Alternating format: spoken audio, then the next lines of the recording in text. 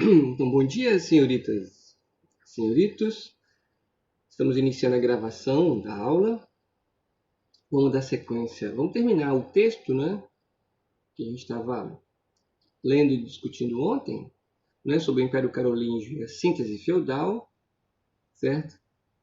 Nós fomos lendo e marcamos algumas partes que a gente considera importante, né? Mostramos como, sugerimos como vocês deveriam elaborar os estudos de vocês, né?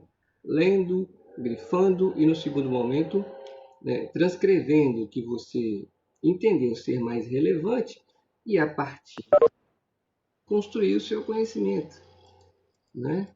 Apontando dúvidas que você possa vir a ter ou não. Então, nós lemos ontem, discutimos, né, no texto a, a formação desse reino franco, né, a dinastia merovingia do Clovis, a importância do Clovis na sua aliança com a igreja, né? Ele precisava de uma justificativa ideológica, ele se alia a essa igreja cristã, que foi a única instituição romana sobrevivente ao fim daquele Império do Ocidente, certo? E a partir daí ele inicia o processo de fortalecimento desse reino franco, né? Unindo as tribos francas. Nós vimos isso na discussão de ontem. Vimos aí o exercício de instituições germânicas, né, o comitatus e o benefício praticado pelos reis francos, né, seja o Clovis, seja o Carlos Magno, né, reproduzindo as ações do seu avô, Carlos Martel, nós vimos isso, a fragilidade dos descendentes do Clovis, chamados reis vagabundos ou indolentes, certo? E a transferência das decisões para os chamados ministros, né, do paço ou do palácio, né? Vimos aí que o Carlos Magno vai enfrentar uma segunda leva de invasões bárbaras, né, mais à frente, sejam os vikings pelo norte, os eslavos pelo leste, os vikings pelo norte, os eslavos pelo leste, e a pressão árabe do sul. Eles estão localizados ali na Península Ibérica, certo? E o oeste? O oeste é o oceano, não é? É o oceano, certo? Então nós vimos isso, vimos que Carlos Magno utilizou como meio de tentar conter essas invasões bárbaras, né, a concessão de áreas, não é, a nobres, né, os do interior ele vai distribuir condatos, onde quem recebe ganha o título de conde, e na região mais fronteiriça, as marcas, né, onde nós veremos os marqueses. A obrigação desses indivíduos, não é, além da subserviência ao rei, era garantir proteção. Sempre que o rei solicitasse, certo? Esses indivíduos deveriam deslocar as suas tropas, certo? Para onde fosse decidido, com o objetivo de garantir a segurança do império. É mais ou menos assim, eu sou o rei, eu estou aqui no centro, na região fronteiriça, por exemplo, tem um território, vamos dar um exemplo aqui do Juan, tem um exemplo do Gustavo, tem um território do João, né? Se o João estiver sendo pressionado ou atacado por algum rival, por algum adversário, por algum estrangeiro, ele me comunica e eu então ativo o Juan e o Gustavo para destinar o suporte militar ao João que vinha sendo atacado. Entendeu a relação? Como é que funciona? Então eu vou solicitando sempre a quem está próximo que desloque suas forças àquele nobre que precisa de apoio. Observa que nós estamos demonstrando a relação de reciprocidade, aquela relação vertical, né, que vai ser comum nesse mundo feudal que a gente já discutiu, certo? O Carlos Magno aí se apresenta, vamos dizer assim, como o primeiro suzerano, não é? O primeiro modelo de suzerania, aquele que doa e a sua nobreza, né, os vassalos, certo? Vamos ver então a conclusão desse texto que a gente discutiu ontem. Vamos ler. Alguém leu? Se alguém já tiver lido, né, quiser se manifestar, algo que não tenha entendido, por favor, digita ou chama no áudio. A conclusão, ficou faltando ontem. Com a regionalização do poder e a criação de uma poderosa nobreza, foram dados os passos decisivos para o surgimento do feudalismo, como de fato ocorreu após a morte de Carlos Magno em 1814, século IX. né? O auge do feudalismo para nós aí, que nós discutimos no slide anterior, feudalismo século IX ao século XI, vivendo seu auge. A época da morte, abre aspas, a época da morte de Carlos Magno, as instituições centrais do feudalismo já estavam presentes, sob o dossel de um império centralizado pseudo-romano. Né? Lembre, ele foi coroado no Natal do ano de 800, né, como o novo, né, imperador, né, desse império romano que estaria sendo recuperado. Né? Falei para vocês, gente, o desejo era recuperar o que foi um dia o Império Romano do Ocidente. E o Carlos Magno reconquista assim, o território ocidental que um dia vier a ser o Império Romano. Né?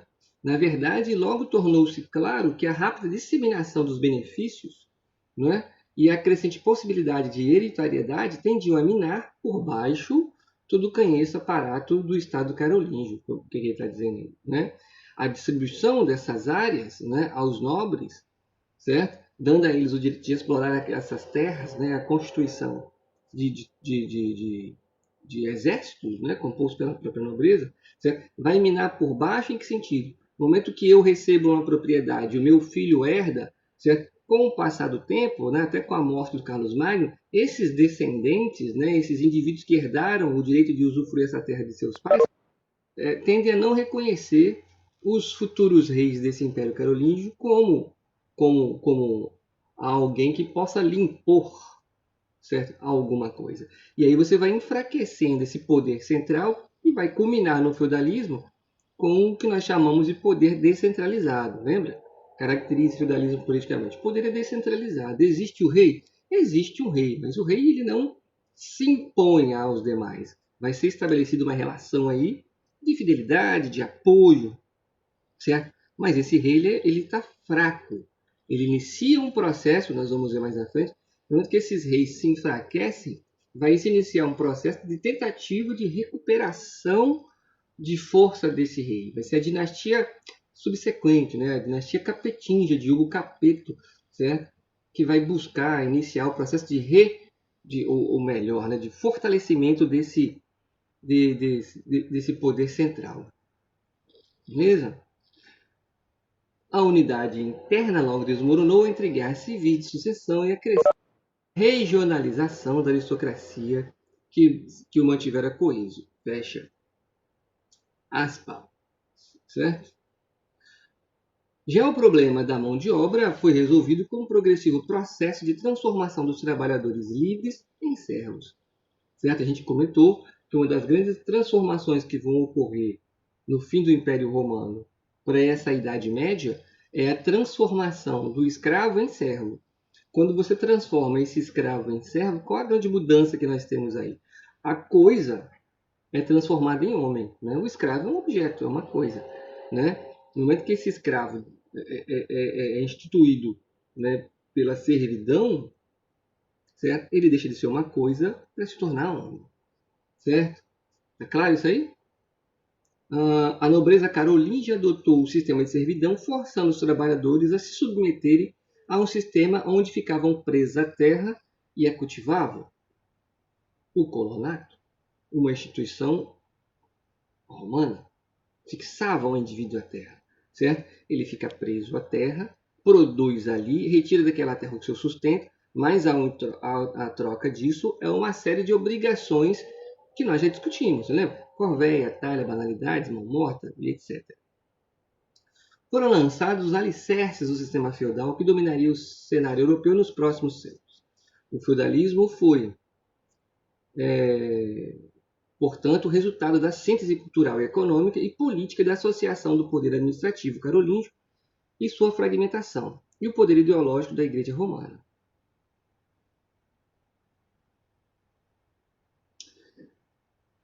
Não entendi a pergunta. Está escrito homem livre em servo, certo? Só que esse homem livre, um dia, muitos deles eram escravos, lembra? Aquele indivíduo que era escravo, para ser transformado em servo, ele deixa de ser escravo. Logo, certo? Você tem naquele Império Romano, você tem homens livres, você tem escravos. Todo esse grupo de indivíduos que dependem da terra de alguém para trabalhar, certo? Esses indivíduos, o que nós chamamos de mal-nascidos, esses indivíduos serão transformados em servos, certo? E aí você tem aquele homem livre se transforma em servo, aquele escravo se transforma em servo, certo? Lembra, eu chamei a atenção de vocês. Existe escravidão nesse mundo feudal? Sim, certo? Sim, vai existir escravidão nesse mundo feudal, até porque nós estamos discutindo um feudalismo clássico, né? O feudalismo francês, né? Você tem feudalismos, né? Você tem semelhanças desse comportamento feudal na Europa toda, mas existem diferenças, certo? Na maioria das áreas que a gente analisa, você percebe a instituição servil. Certo? A gente fala em grupos: clero, nobreza, camponeses, servos. Certo? A gente não cita escravo em Idade Média a nível de estudo de ensino médio. Certo? Para nós, em tese, a gente não considera a existência de escravos. Mas haviam, certo? Mas a maioria deles, no passar do tempo, é uma transformação lenta e progressiva, a gente já viu isso, né? Certo? Esses indivíduos que eram coisa se transformam em homens livres ao se transformarem em servos. E aqueles camponeses, não é? Eles são instituídos como servos também. Beleza? Aqui está o site de onde saiu o texto. Beleza? Se alguém quiser acessar e conferir. Tranquilo? Dúvidas sobre esse texto? O que esse texto mostra para nós? A construção desse mundo feudal. Certo? Como que esse mundo feudal nasceu, né? Como ele se transforma, como ele surge. Certo? Então, o feudalismo está inserido na Idade Média. Lembra? A leitura sobre Reino Franco, Merovingio, Carolíngio, isso é a Idade Média. Certo? Um trecho dessa Idade Média, né, uma fatia desse tempo da Idade Média, está inserido o feudalismo. Certo? E nós vimos aí que muito desse comportamento, dessa organização feudal, ela né, é fruto de decisões e construções desse reino franco. Por isso a importância de entender esse reino franco, por isso a importância desse textinho aí. Acho que ele está bem simples, ele está bem explicadinho para a gente entender as origens, né, do poder descentralizado feudal, as origens o surgimento desse feudo, né, da relação vertical estabelecida entre suzerano e vassalo. Acho que esse textinho deixa tudo bem explicadinho. Beleza? Vamos iniciar então o segundo texto? Vamos lá tentar compartilhar o segundo texto. Atenção, hein, que eu sempre apanho isso, por favor. Compartilhar o conteúdo. Cadê? Vamos ver se é esse aqui. Peraí. Só um minuto. Vou esse texto 6 aqui. Compartilhar. Conteúdo. Vai, filho, não faz passar vergonha, não. Vocês estão vendo aí o texto? Igreja de Roma e movimento herético dos cátaros? Todo mundo visualiza? Beleza, então tá aí. Vamos começar. Alguém leu esse textinho? Deu uma olhadinha nele? Eu disse que ia começar ele hoje. Alguém teve a curiosidade, a disposição para dar uma olhadinha nesse texto? Ele é maior, ele tem 8 páginas. Ah, se esqueceu. Isso acontece, a gente esquece, isso pertence. Né? Mas vamos lá. A gente não vai conseguir discutir ele todo hoje. Né? Vamos levar umas 2 aulas para ler esse texto. Certo? Mas é importante ler, repito, monólogo cansa todo mundo. Até eu canso, né? Ficar aqui lendo para a tela. Primeiro eu não estou vendo vocês, todo mundo me vê, mas eu não vejo ninguém, né? Isso é desgastante também. Certo? Mas vamos aí dar uma sacudida, dar uma balançada, acorda, sai, tomar um café. Vamos recuperar. A Igreja de Roma e o movimento herético dos cátaros. Todos esses textos que nós estamos discutindo estão inseridos dentro do que nós chamamos de Idade Média. O que seria heresia? Alguém pode me dizer o que seria uma heresia? Heresia. Né? Minha avó, minha saudosa avó, costumava, nos momentos de raiva dela, ela virava herege. Era uma ofensa chamar de herege. Eu não sei se vocês já ouviram esse termo, né? Mas minha falecida avó dizia isso. Ah, fulano, herege. Né? Todo ódio assim no olhar. Herege. Alguém tem uma ideia do que seja heresia? Ah,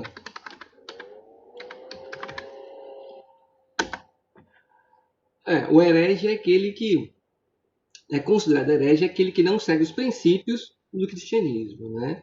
Se você desvirtua do que está escrito na Bíblia, você é considerado um herege, certo? Tá claro aí? Então vamos ver esse texto aí, ele é importante, certo? Até porque eu tenho dito para vocês nas últimas aulas, por que a gente fala tanto em igreja? Porque a igreja é um aspecto muito importante nessa Idade Média. Eu acho que isso está óbvio para nós, não está? A gente está discutindo isso já, né, desde que começou a falar de Idade Média, não é? A importância da igreja, a relevância da igreja na construção desse mundo medieval. Por isso que a gente fala tanto de igreja, porque ela vai estar inserida em todos os momentos da vida do indivíduo, certo? Então é preciso entender os passos e a sequência, né?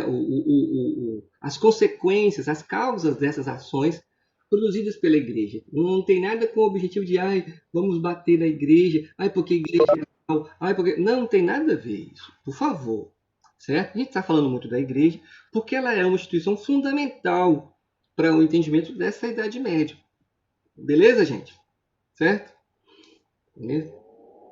Então tá aqui, ó. Vamos ver esse texto aí.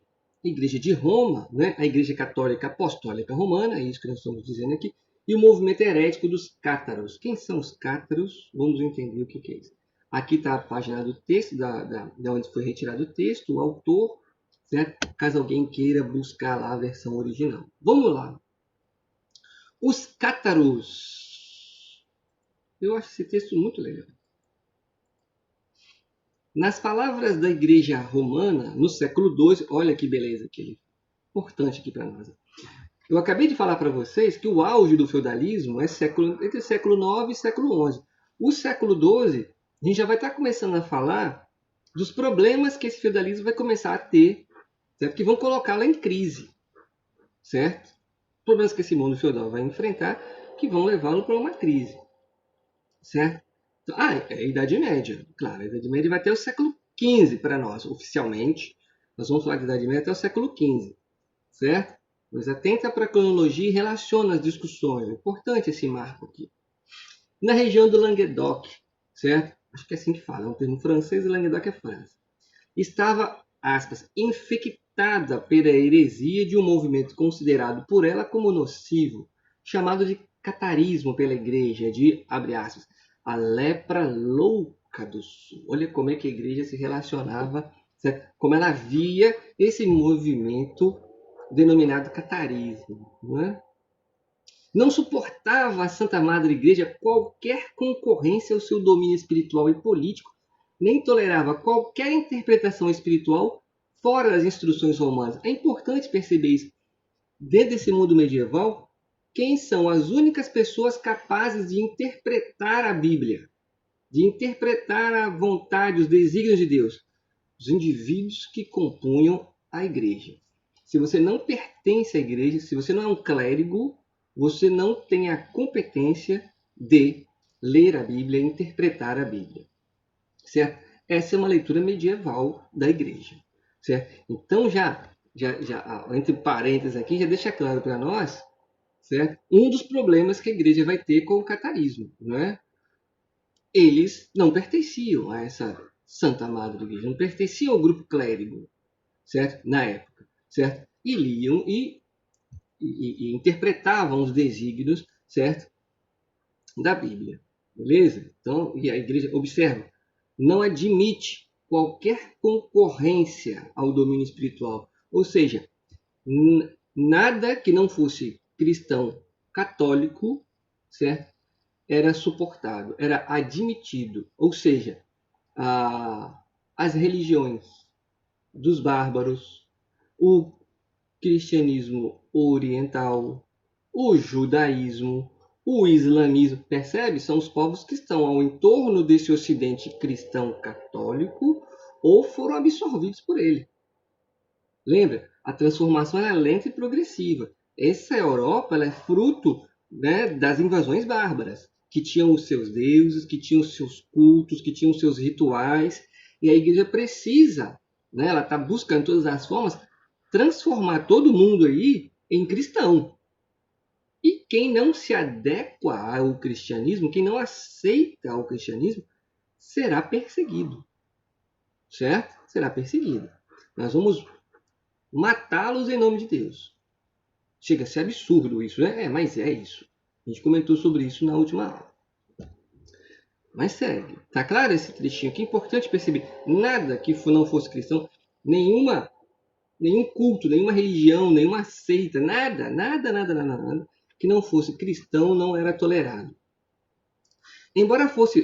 Por que não era tolerado? Medo de perder o espaço. Não é? Uma disputa de espaço, disputa de poder. Certo? Embora fosse sabido por todos, em especial nas regiões adjacentes do Languedoc, que os adeptos dessa heresia fossem essencialmente pacíficos e muito estimados pela população local, tendo muito nobres entre eles. Tal movimento se constituía, para os doutores do Vaticano, né, os bispos, arcebispos e por aí vai, uma grave ameaça à autoridade romana, a mais grave que Roma encontraria nos 3 séculos seguintes, até a chegada do Martinho Lutero. Martinho Lutero é um homem da Igreja Católica que vai promover o racha, né, a reforma protestante, dando origem ao que nós chamamos de protestantismo, né? São as igrejas evangélicas, né? A Igreja Batista, por exemplo. Ah, você é protestante, você é evangélico. O que é isso? É batista, presbiteriano, maranata, né? Essas religiões cristãs, elas surgem com Martinho Lutero. Mais à frente nós vamos discutir isso, certo? Por volta de 1200, certo? A popularidade do movimento era tal que havia realmente a possibilidade real de que o catolicismo romano fosse substituído como forma predominante de cristianismo no Languedoc pelo catarismo, que estava se irradiando para outras partes da Europa. Então veja aí, né, a ameaça que o autor coloca para nós. Né? No século XII, nessa região do Languedoc, o catarismo, né, que é uma leitura da Bíblia por parte de um grupo de pessoas, certo? Estava ganhando mais adeptos, mais seguidores, que substituíam a prática cristã usual por essa nova forma de comportamento. A gente precisa entender que tipo de comportamento é esse, é o que o texto vai seguir aqui adiante. Se manifestem. Certo? Em 1165, a igreja havia condenado formalmente o catarismo na cidade de Albi, no Languedoc. Daí porque os conhecemos também como albigenses. Então, se você encontrar alguma atividade, algum exercício, algum texto falando sobre os albigenses são indivíduos que praticavam esse movimento aqui, o catarismo, certo? Vamos entender o que é o catarismo mais profundamente. Muitas de nossas informações sobre eles provêm de fontes eclesiásticas católicas. É importante perceber isso. O que você sabe sobre os albigenses? O que você sabe sobre eles, sobre o catarismo na cidade de Albi, certo? No Languedoc, os albigenses, é o que foi escrito pela igreja. É o que foi escrito pela igreja, certo? 95%, vamos aí chutar um número, né? Mas a maioria absoluta do que nós sabemos sobre feudalismo e boa parte da Idade Média, nós sabemos por fontes que foram elaboradas pela igreja, certo? Que foram elaboradas. E aí cabe aquela discussão que a gente produziu no começo do ano sobre se história é ciência ou não, né? Haja vista que muitas das fontes de pesquisa foram elaboradas basicamente por um grupo, não é? Por um determinado grupo. Você não tem, ou se tem, é muito raro, documentos que foram escritos pelos camponeses. Haja vista que eles eram analfabetos. Então, quem fala sobre a vida do camponês, na maioria absoluta dos documentos, não são os camponeses. É alguém que fala sobre o camponês. Percebe? Importante atentar para esses detalhes. Em geral, então vamos aí, né? Em que os albigenses / cataristas, né, acreditavam? O que eles defendiam? Olha só que beleza, né? Em geral, os cátaros acreditavam na doutrina da reencarnação e reconheciam Deus não como um princípio com traços antropomórficos, puramente masculinos. Na Idade Média, Deus é homem e ponto. Certo? Deus é homem e pronto. Né? Você não fala, a deusa. Você fala Deus. Né? Mas Deus é homem e mulher. Isso é uma leitura contemporânea, hoje. Nós falamos de Idade Média. Na Idade Média, Deus é homem e ponto. certo? Então, certo. Não tem traços antropomórficos, forma de homem, certo? Homem, indivíduo, né? Pessoa, puramente masculino, mas como tendo igualmente princípios femininos. Na verdade, Deus está bem acima das limitações do entendimento humano, o que nos remete, em parte, à doutrina dos druidas, Pitágoras e Platão. Tanto que os pregadores e professores das congregações cátaras, conhecidas como parfé, eram de ambos os sexos, ou seja, os integrantes da chamada do chamado catarismo, né, os líderes espirituais, né, podiam ser homens ou mulheres. E a igreja não admite padre, mulher. Mas tinha as freiras. Mas as freiras não promovem missas. Quem é a pessoa que está lá na frente pronunciando a palavra de Deus, produzindo a missa? É homem. Sempre homem. Sempre homem. Para o catarismo, certo? Como ele vê Deus nessa época já, Deus não tinha uma forma. Deus era homem e mulher. Ele representava todos. Certo? Então, as mulheres poderiam ser líderes espirituais. Elas poderiam produzir ensinamentos. Certo? O que nesse mundo medieval nós já vimos aí que a figura da mulher está numa condição de submissão, certo? Não era bem vista aos olhos dessa igreja cristã católica ocidental. E o catarismo abre essa perspectiva. Homens e mulheres estão na mesma distância, certo? Eles estão na mesma distância, certo? Haja vista como eles enxergam Deus, certo? Daí, sendo o ser humano criação e filiação da divindade. As polaridades masculino e feminino não seriam antagônicas, mas complementares e, portanto, igualmente importantes. Olha, nós colocando aí homens e mulheres na mesma condição. Vê? Isso proposto por esse movimento catarista. Seu principal texto teológico era o Evangelho de João. Importante perceber isso, porque a Igreja Católica ela segue Pedro. E aí você vê, existe um outro evangelho, né, o de João, que foi absorvido e apropriado por esses indivíduos denominados cataristas. Né? Em um outro texto, talvez o mesmo evangelho de João, que eles chamavam de o evangelho do amor. Ou seja, a referência deles é bíblica. Só que uma outra interpretação da Bíblia. Certo? E aí está um problema importante. Nós acabamos de ler no parágrafo anterior que para a igreja, somente os indivíduos da igreja católica têm competência para. Certo? E aí surge um grupo que sabe ler, certo? Que ao ler a Bíblia utiliza uma nova interpretação dessa Bíblia, né? Que eles chamam de Evangelho do Amor. Ao mesmo tempo, rejeitavam veementemente a autoridade da Igreja Católica e negavam a validade das hierarquias clericais, ou de intercessores oficiais entre Deus e o homem. Certo? Dizem eles que não encontravam, em parte alguma dos evangelhos, justificação para a estrutura eclesial romana. Ou seja, você tem Papa, Bispo, Arcebispo e etc. Toda essa hierarquia da Igreja Católica, eles negavam. Certo? Eles negavam. Eles não reconhecem a hierarquia da Igreja Católica e não reconhecem essa figura de intermediação entre Deus e o homem. Não é? Essa coisa de que você só chega a Deus através da igreja. Eles não reconhecem isso. Né? Onde é que está escrito isso? É a pergunta que eles colocam. Não é? A gente não entende isso como algo bíblico.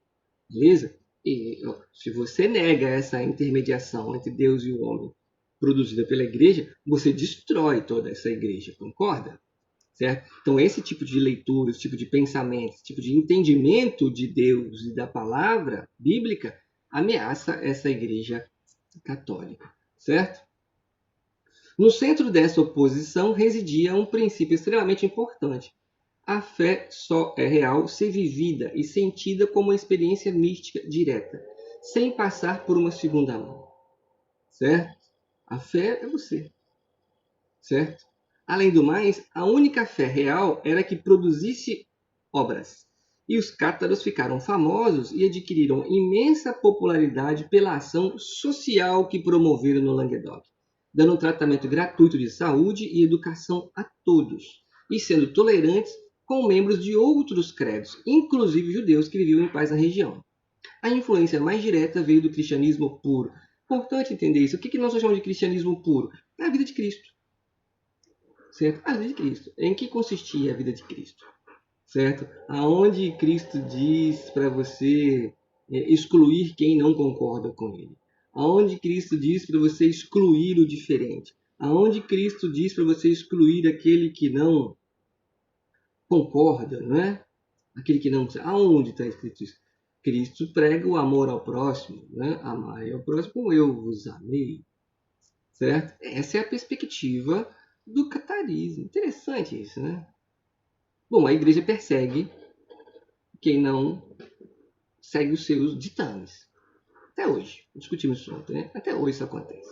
Certo? Veladamente, mas até hoje. Certo? A religião, ela, seja qual for a vertente, ela exclui quem ela entende que não pertence àquele grupo ou que não reproduz o comportamento daquele grupo. Ela exclui. Certo? Acho que se você olhar ao meio e parar para respirar um pouquinho, você enxerga isso. Certo? Manifesta. Hoje diríamos que os cátaros buscavam vivenciar uma experiência de comunhão com Deus, ou uma experiência de transcendência num domínio transpessoal, que antes chamávamos de mística. Essa experiência chamava gnosis, que no grego significa conhecimento.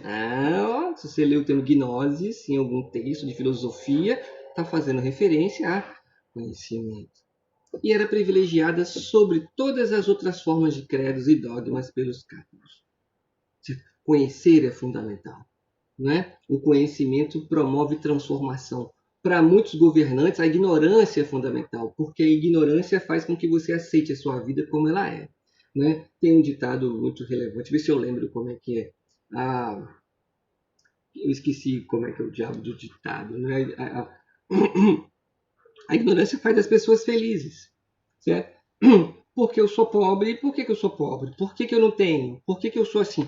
É a vontade de Deus. Certo? Se é a vontade de Deus, independe da ação dos governantes.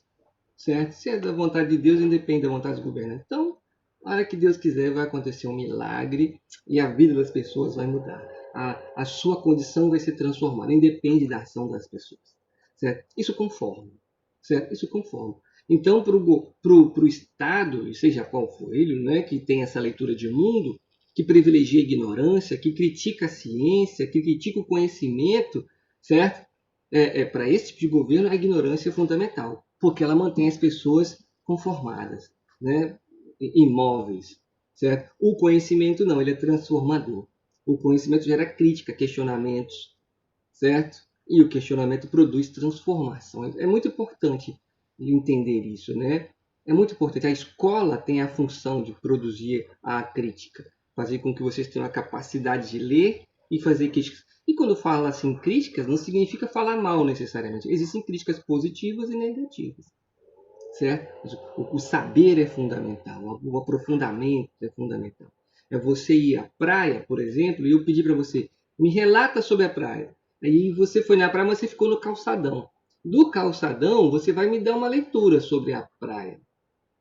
Se você for outro dia na praia e sair do calçadão, entrar na areia, sentar na areia e ficar olhando para a praia, se eu pedir para analisar essa praia, você vai me dar uma outra leitura, porque você sentiu a textura da areia, a temperatura da areia, certo? Se estiver ventando, a areia batendo na sua cara, mexendo no seu cabelo, se vai ser bom ou ruim, isso é você que vai avaliar. É uma outra leitura, certo? Se você for na praia uma terceira vez e sair do calçadão, sentar na areia, levantar da areia, for até a margem, deixar a água bater no seu pé, você vai me dar uma outra interpretação da praia. Porque você está vivendo experiências diferentes. Uma experiência do calçadão, uma experiência sentada na areia, uma experiência com os pés dentro d'água. Olha só como você está transformando. Quando você está no calçadão, você já construiu um conhecimento sobre a praia. Quando você senta na areia, você vai ter um outro conhecimento. Quando você pisa na água, é um outro conhecimento. Se você mergulhar, certo? É um outro conhecimento. O aprofundamento das coisas, certo? Vai gerar um conhecimento, né? É mais ou menos você receber uma informaçãozinha afirmativa pelo zap do tio do pavê e reproduzir aquilo como verdade absoluta, porque sim. Então aprofunda-se, larga a preguiça, vou falar mesmo, larga a preguiça. Ai, que saco, o conhecer ele demanda suor, ele demanda sacrifício, ele demanda esforço. O conhecimento demanda isso, certo? O saber demanda esforço, certo? Demanda suor, certo? Dedicação, saber, certo? E quanto mais a gente sabe, certo? Mais possível a transformação da gente enquanto indivíduo. É muito importante isso, certo? Por isso que na época a igreja controlava o saber, certo? Para impedir a crítica, para impedir que ela fosse questionada, como as pessoas do Languedoc, certo? Estão produzindo questionamentos sobre o comportamento dessa igreja. Tá claro aí? Muito importante isso, hein, gente? Vocês fiquem à vontade para discordar. Afinal de contas, a ideia é propor debate, que é diferente de embate, né? Embate é o choque, debate é a troca de ideias. E a troca de ideias produz conhecimento.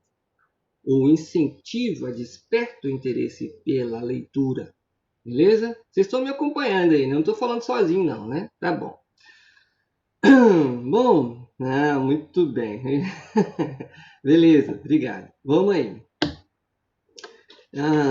Então, conhecimento, conhecer, certo? A ênfase da experiência direta com o transcendente e o transpessoal tornava supérfluo padres, bispos e quaisquer outras autoridades eclesiásticas. Vamos melhorar essa leitura. É assim, não precisa da igreja para chegar a Deus. Como é que o indivíduo chega a Deus sozinho? Ele ajoelha e reza, ora. Ele interage com Deus através da sua fé. O Martinho Lutero vai pegar isso. 3, 4 séculos depois. O Martinho Lutero vai pegar. Então, olha a ameaça essa igreja católica. Tem gente que fala que a sua relação com Deus é você e Deus. Não precisa de intermediário. Não precisa de intermediário. Certo? Isso é uma ameaça à instituição. Não, isso é uma ameaça à instituição. Essa é uma leitura de indivíduos. Né? E hoje você tem isso. Até hoje essa leitura, essa interpretação. Certo? Então, é essa relação transcendental.